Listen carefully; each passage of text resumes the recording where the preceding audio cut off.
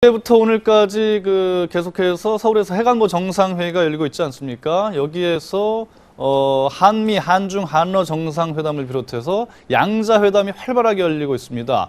양국 간 현안도 있습니다만은 가장 큰 뜨거운 화제가 되고 있는 것이 역시 북한의 장거리 로켓 발사와 관련된 움직임을 논의하는 건데, 여기에서 중국과 러시아 측도 쓴소리를 거듭하고 있습니다. 후진타오 주석 같은 경우에는 위성 발사보다 민생 발전에 노력하는 것이 좋다, 이런 것을 북한에 계속 촉구하고 있다라고 비난을 했고요. 그다음에 메드베데프 대통령도 북한 주민부터 먹여 살려라, 이렇게 쓴소리를 했습니다. 어떻게 신석호 차장, 중국 측 입장에 조금 기류가 변화를 보인다고 볼 수 있나요? 어떻습니까? 네, 물론 그 후진타오 주석이 우리 이명박 대통령과의 정상회담 등을 통해서 북한에 쓴소리를 했죠. 네. 하지만 그 잘 들여다보면은 어떻게 보면 중국이 늘 북한에 대해서 하는 얘기라고도 볼 수 있습니다. 네. 한국에 지금 그 해관보 정상회의가 열리고, 또 북한의 장거리 로켓 발사에 대해서 이건 뭐 유엔 안보리 결의안 위반이죠. 네. 중국이 또 유엔 안보리 의장 상임이사국이고요. 네. 그렇기 때문에 중국도 이 장거리 로켓 발사를 찬성할 수 없는 문제이기 때문에 아마 일종의 립 서비스 아닌가, 저는 그렇게 생각을 합니다. 근본적인 변화는 없고 다만 수사적인 외교 수사일 뿐이다, 이렇게 너무 평가절하하는 거 아닌가 싶기도 한데요. 예. 어쨌든 이 중국의 태도 변화가 있는지 여부는 좀 주목을 해야 될 것 같고, 또 앞서도 저희가 신문에서 보여드렸습니다만 조선일보 일면에 베이징 영사관에 있는 탈북자 가족이 곧 한국에 온다, 이런 기사가 실렸어요. 상당히 기쁜 소식이기도 합니다만은, 이것이 이번에 그 해관보 정상회의 때를 계기로 해서 물밑 한중 간의 교섭에 의해서 이게 성사된 게 아니냐, 이런 관측이 있는데 어떻습니까? 네, 일단 지금 상황 설명드리면은 이 기사에 대해서 외교부 당국자들은 철저히 아는 게 없다, 이렇게 부인을 하고 있습니다. 예. 왜냐하면 이 사안이 굉장히 민감한 사안이죠. 근데 이제 공개적으로 다 말씀드릴 수 없는 여러 가지 복잡한 사정들이 있습니다. 예. 이번 해관보 정상회의를 계기로 모종의 억류 탈북자들에 대한 좋은 소식이 있을 것이다, 이런 것들이 좀 알려졌던 것 같습니다. 예. 근데 이런 것들이 알려지면은 이분들이 실제로 송환되기로 했더라도 송환이 늦어지거나 송환이 안 될 그런 가능성이 있는 거죠. 그래서 아마 기사화가 안 되고 있던 사안인데 오늘 이제 언론에 나왔습니다. 그래서 좀 걱정이 되는 거는, 글쎄요, 이 기사가 혹시 그분들의 송환 일정에 차질을 주지 않을까 하는 그런 걱정이 되고요. 소스를 보니까 서울 외교 소식통이라고 돼 있는데, 청와대나 외교부의 고위 당국자겠죠. 이 사안이 맞다면 말이죠. 네. 근데 당국자가 어떤 의도로 이렇게 얘기를 했는지 모르지만, 하도 국내 여론이 대중외교 빵점이다, 대중외교 안 된다, 이렇게 몰아붙이니까 한 건 했다. 그래서 굉장히 좀 성급하지 않았나, 그런 생각이 듭니다. 우리도 이런 노력을 하고 있다는 걸 보여주기 위해서 이렇게 리크라는 표현을 써도 될지 모르겠습니다만 말했다, 이런 말씀이신 것 같은데. 예. 예, 아무튼 그 영사관에 오랫동안 장기간 감금 생활을 했던 탈북자들이 한국으로 오게 되겠다는 것은 일단 반갑다는 측면이 좀 있고요. 그렇습니다. 그 생활하면서 거의 우울증에 걸리고 감옥 아닌 감옥 생활을 했는데, 그런 측면에서는 그동안 중국이 탈북자 문제, 이 문제에 대해서 좀 나만의 목소리를 좀 잘 듣지 않던 측면에서 이렇게 태도를 좀 바꾼 모양이 된 것은 어쨌든 국민 입장에서 보면 좀 환영할 만한 일인 것 같아요.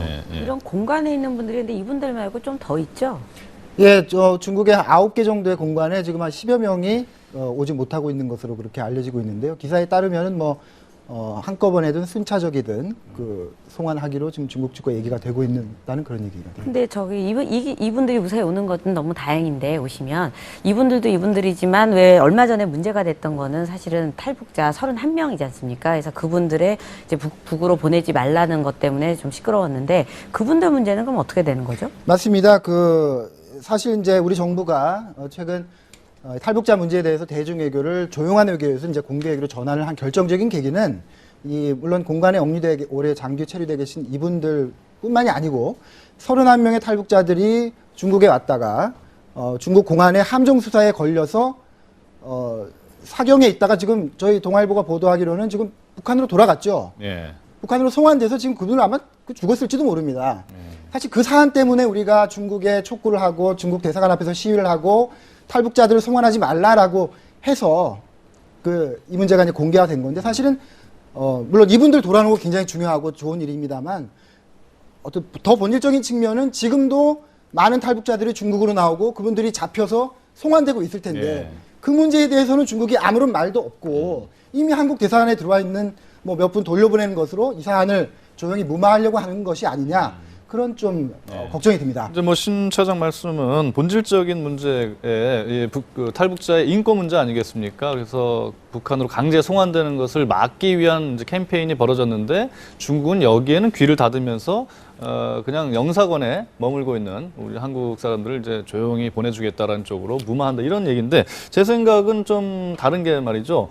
물론 이제 그런 본질적인 문제를 해결하지 못한 측면도 있습니다만 3년 동안 감옥살이 하듯이 중국 내에 있는 한국 총영사관이나 이런 공간에 머물고 있다는 것 자체가 인권 침해 아니겠습니까? 그래서 그런 분들이라도 빨리 온다면 이 한국으로 온다면 그것도 외교적인 성과다 이렇게 볼 수 있죠. 그러면 제가 이 즉석에서 발언을 정정하겠습니다. 예.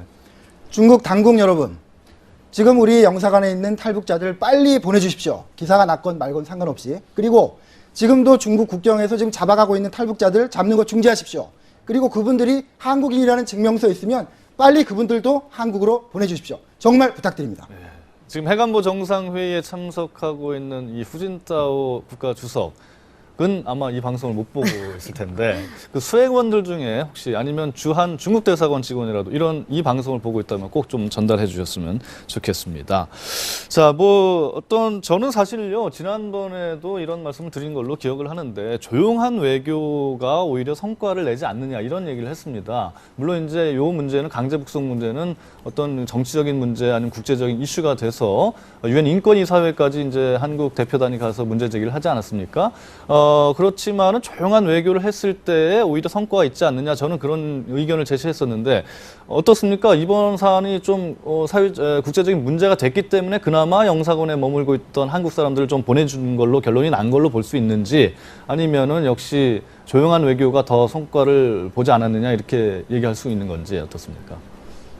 저는 뭐 후자에 무게를 두고 있습니다. 네. 그나마 한국에 있는 중국 대사관 앞에서 시위하고 단식하고 농성하고 또 국제사회로 이 문제를 제기하고 그랬기 때문에 지금 3년이 넘은 분들이 예.